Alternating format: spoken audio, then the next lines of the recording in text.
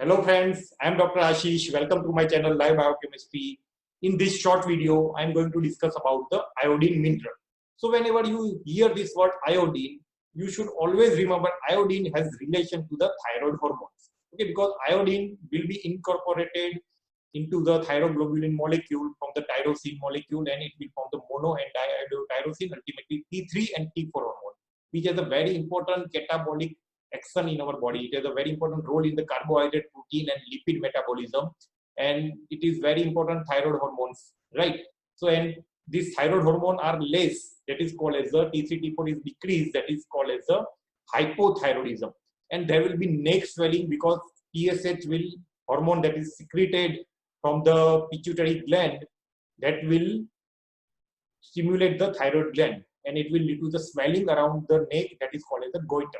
And so iodine deficiency may be due to the some area, particular area in the hilly area where iodine is less, or if you take substances which are goiterogenic. Okay, so that will lead to the goiter. So we will see in this lecture, and it will be very helpful to you to understand the basic of the iodine molecule. So I am now sharing the screen with you. So iodine daily requirement is around 150 microgram per day, 150 to 200 microgram. This is very important. Daily requirement is around 150 to 200. Now, what are the source of iodine? Drinking water, fish, cereals, vegetable, and iodinated salt. Now, total body contains around 25 to 30 milligram of iodine. All cell contain the iodine, but 80% of the total is stored in the thyroid gland. So iodine has a related to the thyroid gland. Remember this. In the blood, it is around 5 to 10 microgram per dl, and upper region of the mountains generally contain the less iodine. Okay, so it is called as a goitrous belt, Himalaya region. So people who are living in that area, they have a less iodine in their soil or water. So there is a chance of iodine deficiency in this paper. And there are some agents which are called as a goitrogen. So they are seen in the cassava, maize, millet, bamboo, sweet potatoes, and beans. So cabbage and tapioca. Cabbage, that is called as kobi in our local language, or tapioca is sabudana. They contain the thiocyanate. This thiocyanate will inhibit the iodine uptake by the thyroid gland. Okay, as we know, okay, iodine is uptake. Okay, and this is thyroid. Okay, cell, follicular cell. Okay, and this it is taken up from the blood. Okay, iodine is taken up by the enzyme called as the thyroid peroxidase. Thyroid peroxidase. If this uptake is inhibited by the cabbage or tapioca, because they contain the thiocyanate, which will inhibit the thyroid peroxidase enzyme and inhibit iodine uptake by the thyroid glands, and so it will lead to the deficiency of iodine.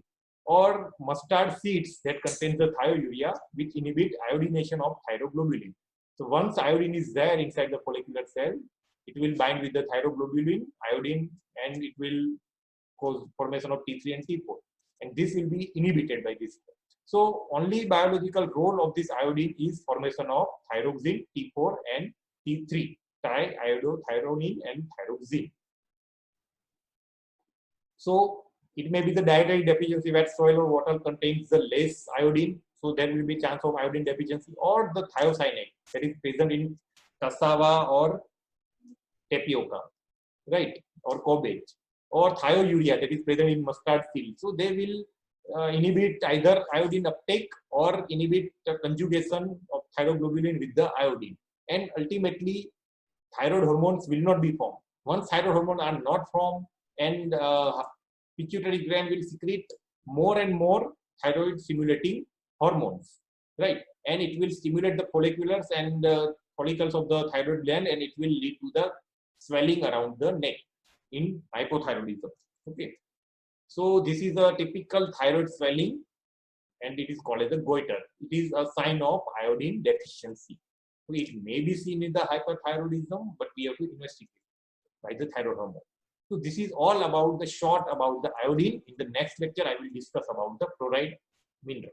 So I hope you like this video. If you like this video, please hit the like button, share my video, subscribe to my channel, and press the bell icon so that you can get the notification for my future video also.